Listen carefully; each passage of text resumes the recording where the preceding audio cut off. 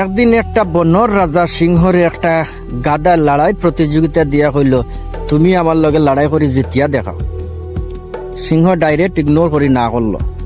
আশেপাশে কিছু আরো প্রাণী দেখলা, সিংহ না করে যাইতরা। কতক্ষণ আগে গেলা সিংহ, যাওয়ার পরে একটা শিয়ালের লগে দেখা হইল।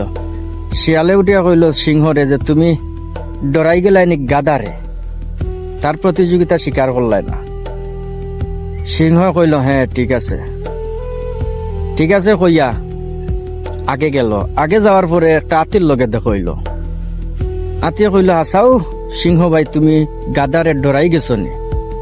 সিংহ কইল না, আমি যদি গাদার কেন প্রতিযোগিতা স্বীকার করতাম তাইলে মানুষে কিতা হইতো, একটা বনর রাজা সিংহ এক গাদার প্রতিযোগিতা স্বীকার করছে ঝগড়া করার লাগি, লড়াই করার লাগিয়া।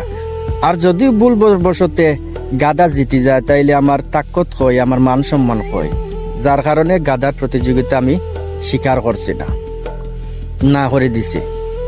তারপরে আত্মীয় কইল যে তুমি কিতার লাগে শিয়ালরে কইলা যে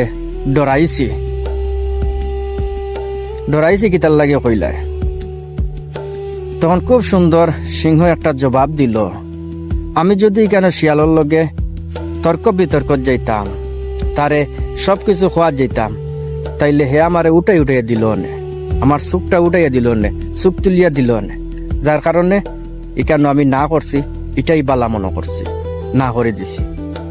তো সেম আর এইভাবে আমরা রিয়েল লাইফও আমরা উঠাইয়া দেওয়ার তাকবা, কইবা যে তোমারও তো তাকত, অত শক্তি, তুমি আর লাগি ফারটাই না, সেম এভাবে উঠাইয়া দিবা। কিন্তু একটা কথা মনে রাখিও, আসল তাকতালা যে হে বেহুদা তার তাকতটা ক্ষয় করে না, বেহুদা তার তাকত দেখায় না, বরং তার তাকতটা বানাইয়া রাখে মজবুত করিয়া, আরো শক্ত করিয়া।